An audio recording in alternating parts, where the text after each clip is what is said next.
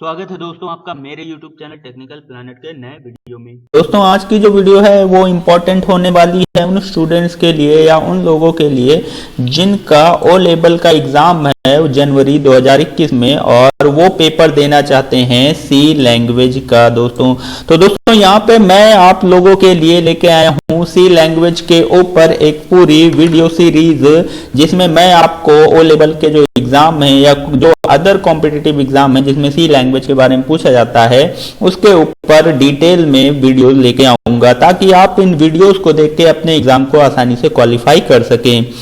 दोस्तों यहाँ पे जो है सी लैंग्वेज का पेपर जो आपके ओ लेवल के लिए है वो काफी जो है इम्पोर्टेंट होता है और सबसे टफ पेपर आपके ओ लेवल के कोर्स में सी लैंग्वेज ही होता है। तो दोस्तों यहाँ पे आप इस वीडियो सीरीज को पूरा फॉलो करिएगा और मेरे सभी वीडियोस को जरूर देखिएगा, ताकि आप अपना पेपर आसानी से जो है वो क्लियर कर पाएं। तो चलिए दोस्तों आज की जो ये वीडियो है वो शुरू करते हैं।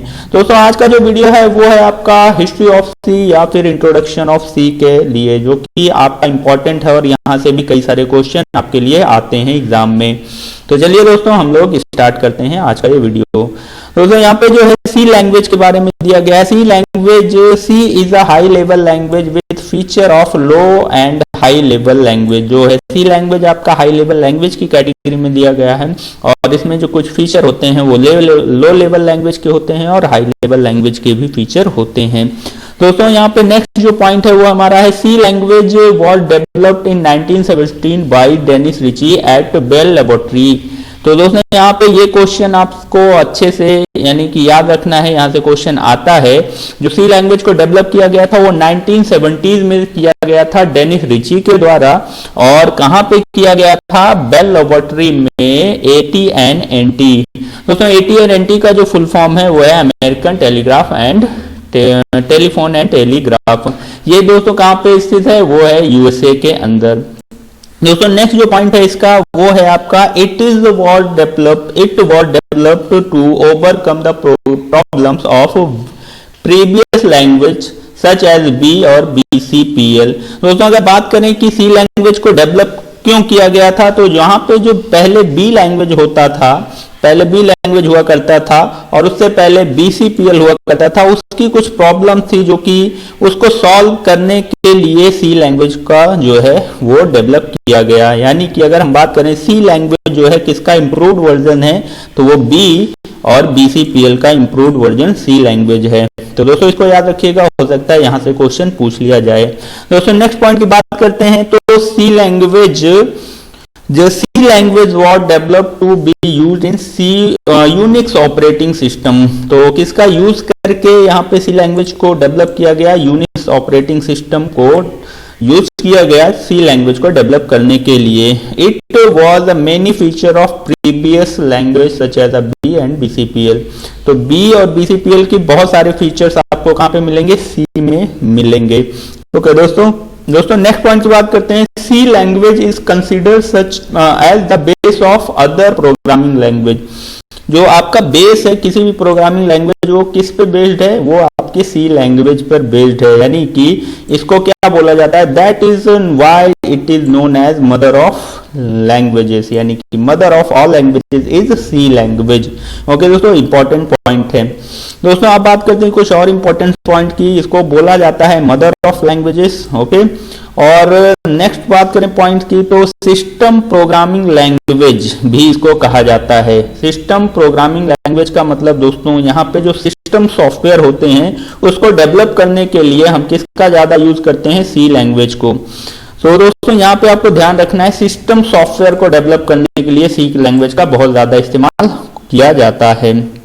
It is generally use to create hardware devices, OS drivers, kernel. तो दोस्तों यहाँ पे जो डिवाइसेस के हार्डवेयर होते हैं उन डिवाइसेस के ड्राइवर्स या उन्हें चलाने के लिए जो कर्नल होता है, सॉफ्टवेयर होते हैं, उनको डेवलप किया जाता है दोस्तों। और ऑपरेटिंग सिस्टम जो है उनको भी डेवलप करने के लिए सी लैंग्वेज का इस्तेमाल किया जाता है।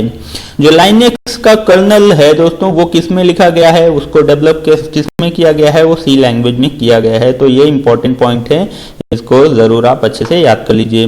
दोस्तों नेक्स्ट जो पॉइंट है वो है आपका प्रोसीजर ओरिएंटेड प्रोग्रामिंग लैंग्वेज, किसको कहा जाता है? सी लैंग्वेज को। इस पॉइंट को आप अच्छे से याद कर लीजिए।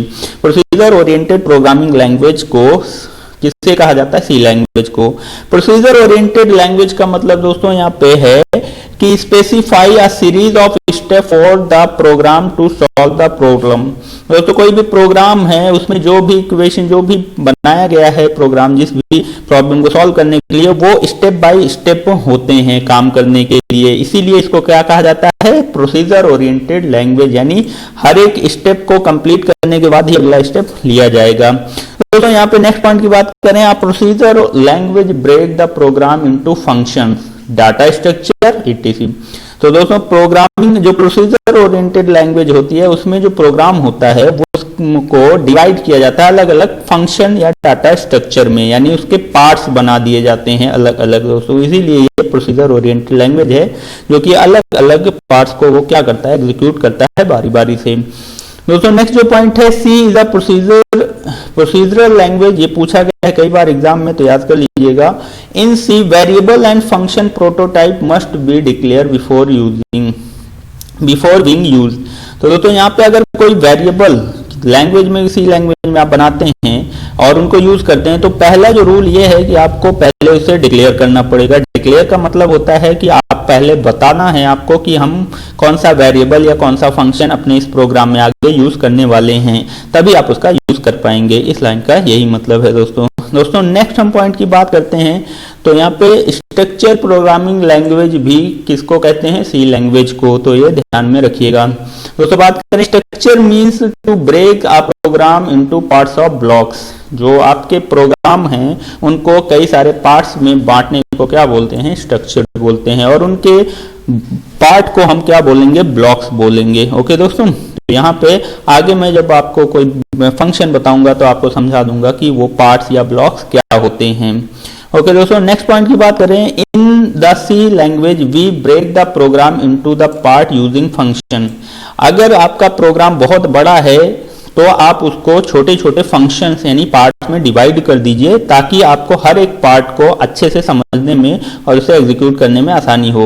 ओके दोस्तों, तो इस लाइन का ये मतलब है, आप इसको अच्छे से पढ़ लीजिए एक बार पॉज करके। दोस्तों नेक्स्ट जो पॉइंट है वो है आपका सी लैंग्वेज जो है प्रोग्राम जो बनता है सी लैंग्वेज में वो मशीन इंडिपेंडेंट होता है। मशीन इंडिपेंडेंट का मतलब दोस्तों ये किसी भी मशीन यानी किसी भी कंप्यूटर पे आप इस प्रोग्राम को चला सकते हैं। ओके दोस्तों, अगर वो मशीन इंडिपेंडेंट होता दोस्तों, मशीन डिपेंडेंट होता तो कोई भी प्रोग्राम जिस भी मशीन पे बनाया गया है सिर्फ और सिर्फ उसी पे चलेगा। दोस्तों ये एक इंपॉर्टेंट पॉइंट है, यहाँ से क्वेश्चन पूछा गया है कई बार। दोस्तों नेक्स्ट जो पॉइंट है वो है आपका C language is a case sensitive language. तो यहाँ पे कई बार इसे पूछा गया है, बिल्कुल केस सेंसिटिव लैंग्वेज है दोस्तों। यहाँ पे केस सेंसिटिव का मतलब है कुछ चीजें जो हम कैपिटल में या स्मॉल में लिखते हैं उनको एट इज इट वैसे ही लिखना है, यानी वो रूल है। जो कैपिटल में लिखी जाती हैं उन्हें कैपिटल में लिखना पड़ता है और जो स्मॉल में लिखी जाती है उनको स्मॉल में लिखना पड़ता है। केस सेंसिटिव का यही मतलब है। ओके दोस्तों आप बात करते हैं हम एक प्रोग्राम जो है यानी कि अपने सी लैंग्वेज में कैसे उसका स्ट्रक्चर क्या होगा, उसको कैसे कंस्ट्रक्ट करेंगे। तो दोस्तों ये एक यहाँ पे मैंने प्रोग्राम का स्ट्रक्चर दिया है जो कि आपके सी लैंग्वेज का है। यहाँ पे पहला जो पॉइंट है दोस्तों वो है आपका कमेंट्स, जो कि आप यहाँ पे देख सकते हैं। कमेंट्स किसी भी प्रोग्राम को बनाते समय आप कमेंट्स कहीं भी उस प्रोग्राम में यूज कर सकते हैं। दोस्तों कमेंट्स जो होता है वो प्रोग्राम या प्रोग्राम में किसी लाइन के बारे में बताया गया हुआ कोई एक स्टेटमेंट होता है कि वो क्या काम करेगा या वो प्रोग्राम की वो लाइन क्या काम करेगी इस प्रोग्राम में। अब बात करते हैं दोस्तों, ये जो कमेंट्स होते हैं वो आपके कंपाइलर द्वारा कंपाइल नहीं होते हैं, तो ये ध्यान रखिएगा। वो प्रोग्राम का एक तरह से हिस्सा नहीं है, वो सिर्फ एक डॉक्यूमेंट होता है, यानी कि कोई एक जानकारी जो कि प्रोग्राम के लिए है या प्रोग्राम में लिखी हुई कोई लाइन के लिए होता है।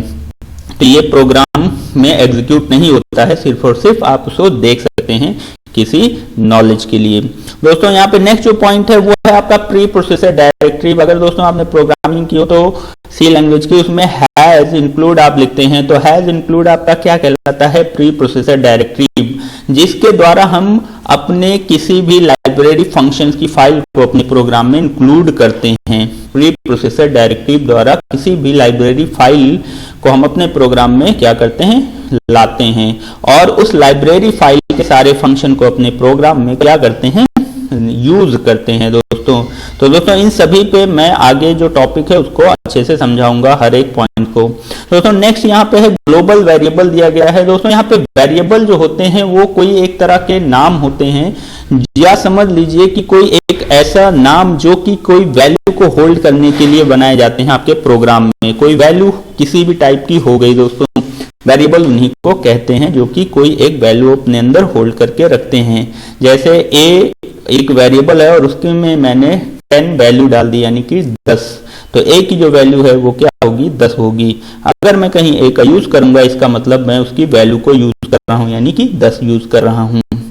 दोस्तों यहाँ पे बात करते हैं नेक्स्ट वाला जो लाइन है वो है आपका इंट मेन। ये आपका जो प्रोग्राम बनेगा कोई भी सी का, उसमें मेन एक ऐसा ये फंक्शन होता है दोस्तों। यहाँ पे इसको हम फंक्शन बोलेंगे और हर एक सी के जो प्रोग्राम में मेन फंक्शन का होना जरूरी है, अदरवाइज आपका जो प्रोग्राम है वो नहीं चलेगा। तो दोस्तों यहाँ से क्वेश्चन आता है कि सी प्रोग्राम में अगर फंक्शन की बात करें तो कौन सा फंक्शन है जो होगा ही होगा, तो वो है आपका मेन फंक्शन।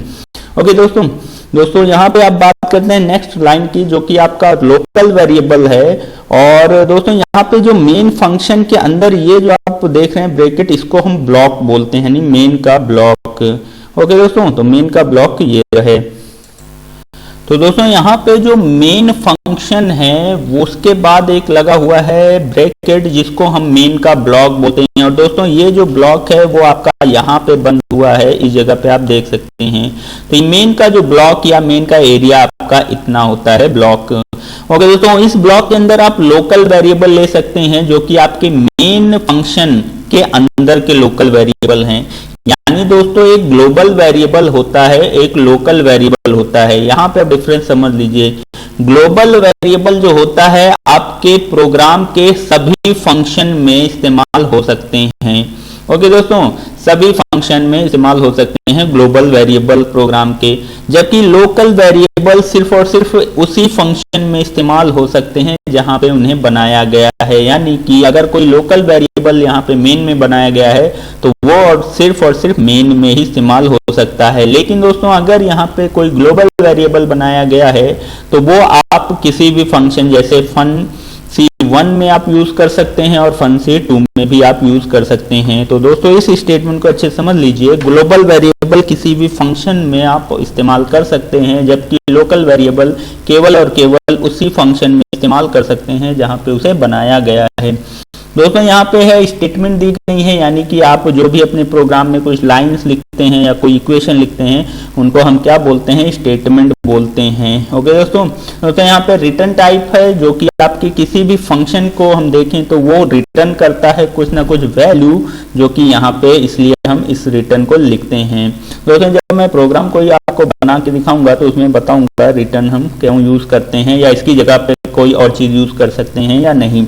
दोस्तों यहाँ पे ब्लॉक बंद हो चुका है, जो कि आपका मेन का ब्लॉक है वो आपका बंद हो चुका है, यानी मेन फंक्शन का जो एरिया है वो यहाँ से यहाँ तक खत्म हो गया है। दोस्तों अब इसी प्रोग्राम में बात करें कि कोई और फंक्शन हो सकता है, तो बिल्कुल हो सकता है।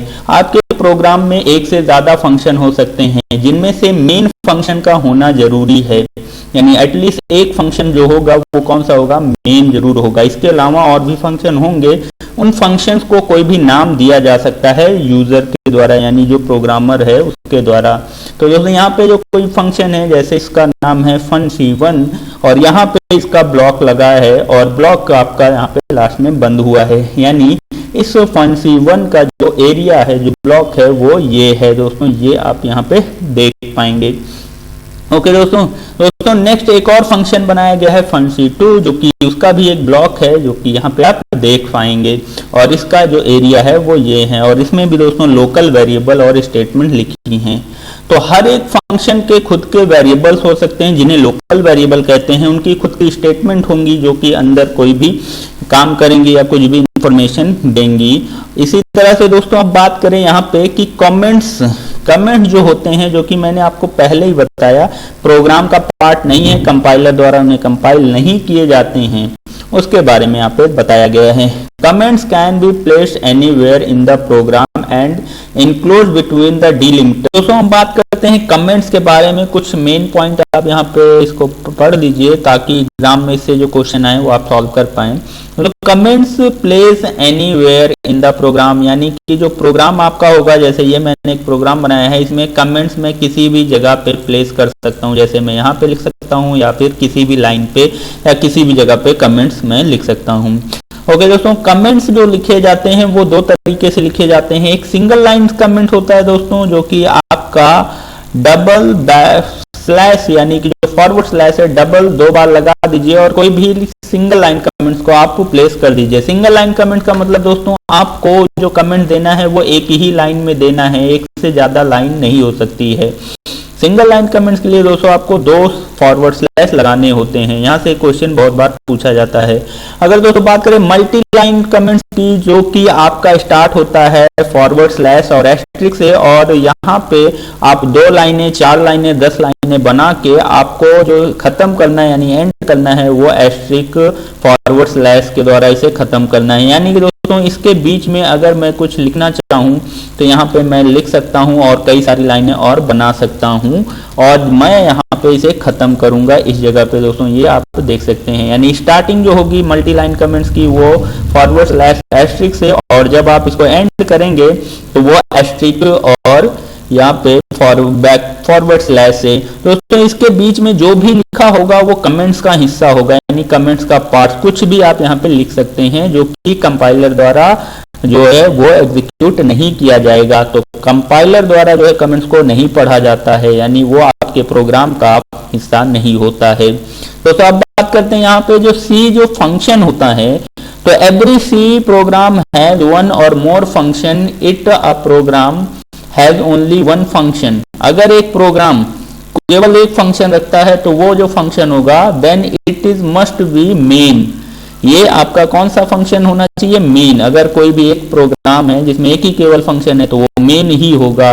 ओके दोस्तों, अब बात करते हैं अगले पॉइंट की। तो execution of every C program start with main, ये बहुत इंपॉर्टेंट लाइन है।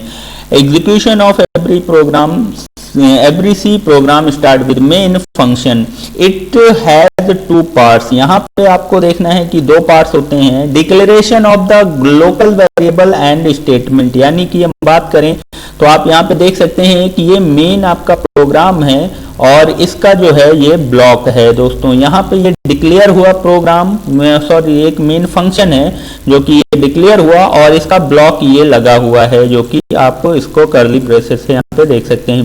दोस्तों ये इस प्रोग्राम के अंदर के जो स्टेटमेंट हैं, और दोस्तों यहाँ पे जो a इक्वल टू लिखा गया है ये इस प्रोग्राम इस फंक्शन का जो है वो है लोकल वेरिएबल, यानी इस मेन फंक्शन का एक लोकल वेरिएबल कौन सा a है। ओके दोस्तों, तो यहाँ पे हम बात करें जो लोकल वेरिएबल इसके अंदर होंगे और क्या होंगी, स्टेटमेंट्स होंगी जो कि मेन फंक्शन के अंदर 1 बाय 1 एग्जीक्यूट किए जाएंगे। यानी कि पहले ये लाइन एग्जीक्यूट होगी, फिर ये लाइन एग्जीक्यूट होगी, फिर ये लाइन एग्जीक्यूट होगी और फिर ये लाइन एग्जीक्यूट होगी। उसके बाद यहाँ पे ब्लॉक क्लोज कर दिया गया है, इसका मतलब यहाँ पे आपका मेन फंक्शन क्या हो जाएगा, खत्म हो जाएगा। ओके दोस्तों, यानी ब्लॉक से स्टार्ट होगा और इसी ब्लॉक पे यहाँ पे खत्म हो जाएगा। तो कोई भी फंक्शन है उसका ब्लॉक जो होगा वो इसी तरह से होगा। ओके दोस्तों, बात करें नेक्स्ट की, at the end of main means that the function has terminated successfully. अगर आपका प्रोग्राम यहाँ मेन के बाद यानी इस ब्लॉक के बाद आ चुका है तो इसका मतलब आपका प्रोग्राम सक्सेसफुली टर्मिनेट हो गया है। अगर दोस्तों कोई भी एरर होगी तो आपको यहाँ पे पता चल जाएगी। ओके दोस्तों, other function are user defined function. अगर हम बात करें कि अदर फंक्शन, जैसे यहाँ पे आप देख सकते हैं कि मेन है, मेन की स्टेटमेंट्स हैं, लोकल वेरिएबल्स हैं, उसके बाद एक और फंक्शन लिया गया है fun-c1 का। तो ये जो है ये यूजर डिफाइंड फंक्शन, यानी इनको कौन डिफाइन करेगा, यूजर डिफाइन करेगा। ओके दोस्तों, तो यूजर डिफाइंड फंक्शन इनको कहते हैं। ओके, जो यूजर डिफाइंड फंक्शन हैं उनके भी लोकल वेरिएबल होते हैं, which also have a local variable in C statement, they can be defined before और आफ्टर मेन। तो दोस्तों यहाँ पे बात करें कि लोकल वेरिएबल भी इनके तरीके होते हैं, जैसे आप यहाँ पे देख पा रहे हैं लोकल वेरिएबल भी हैं। और अगर हम बात करें कि क्या ये जो फंक्शन है जो यूजर डिफाइन होता है, जैसे fun_c1 या fun_c2, ये मेन से पहले हो सकते हैं या मेन के बाद, तो आप इनको मेन से पहले ही कर सकते हैं या मेन के बाद, जैसा आपको सुटेबल समझे वैसा ही नहीं डिक्लेयर कर सकते हैं। ओके दोस्तों, बहुत इंपॉर्टेंट लाइन है, यहाँ से क्वेश्चन आ जाता है 1 नंबर में। अगला जो पॉइंट दोस्तों यहाँ पे, it may be possible that some variable have to use in many function. दोस्तों हम बात करें मेनी फंक्शन, यानी कई एक वेरिएबल कई सारे फंक्शन में यूज होगा, तो उसको क्या बोला जाएगा, ग्लोबल वेरिएबल। ये पॉइंट अच्छे समझ लीजिए कि अगर ग्लोबल वेरिएबल है तो वो मेन फंक्शन में भी एग्जीक्यूट होगा, fun_c1 में भी एग्जीक्यूट हो सकता है यानी यूज हो सकता है, fun_c2 में भी यूज हो सकता है, सब में यूज हो सकता है अगर ग्लोबल वेरिएबल है। एक से ज्यादा फंक्शन में अगर आप यूज कर रहे हैं तो उसे क्या बोलेंगे, ग्लोबल वेरिएबल, और उससे क्या है, डिक्लेयर करना पड़ेगा ग्लोबली। दोस्तों यहाँ पे बात करें, so it is necessary to declare them globally, okay, these variable are called global variable। तो दोस्तों यहाँ पे एक वेरिएबल अगर आप किसी भी फंक्शन से बाहर डिक्लेयर कर देते हैं तो वो क्या कहलाएगा, ग्लोबल वेरिएबल। और एक पॉइंट और दोस्तों, अगर कोई भी आप ग्लोबल वेरिएबल डिक्लेयर करते हो तो वो आप मेन से पहले ही करोगे, क्योंकि आपको उसको मेन में भी अगर इस्तेमाल करना है तो वो डिक्लेयर पहले होना चाहिए। तो दोस्तों यहाँ पे मेन से पहले आप उसे डिक्लेयर कर दीजिए एज अ ग्लोबल वेरिएबल, और फिर सारे फंक्शन में आप उसको इस्तेमाल कर सकते हैं। तो दोस्तों यहाँ पे ये हमारा इंट्रोडक्शन वीडियो खत्म होता है दोस्तों, जो कि इम्पोर्टेंट है आपकी सी प्रोग्रामिंग को स्टार्ट करने के लिए। दोस्तों अगर ये वीडियो आपको अच्छा लगा हो तो आप इसको कमेंट करके ज़रूर बताइएगा। अगर कोई प्रॉब्लम या फिर कोई भी आपको जानकारी चाहिए तो आप कमेंट्स कर सकते हैं। और दोस्तों इस वीडियो को लाइक करिएगा और अपने दोस्तों में ज़्यादा से ज़्यादा शेयर करिएगा। तो दोस्तों मिलते हैं अगले वीडियो में, जो कि आपका इम्पोर्टेंट चैप्टर होने वाला है सी टोकन्स या एलिमेंट्स ऑफ सी। तो दोस्तों इस वीडियो को ज़्यादा से ज़्यादा शेयर करिए और मेरे चैनल को सब्सक्राइब करिएगा। तब मिलते हैं दोस्तों नेक्स्ट वीडियो में, तब तक के लिए टाटा बाय बाय, जय हिंद।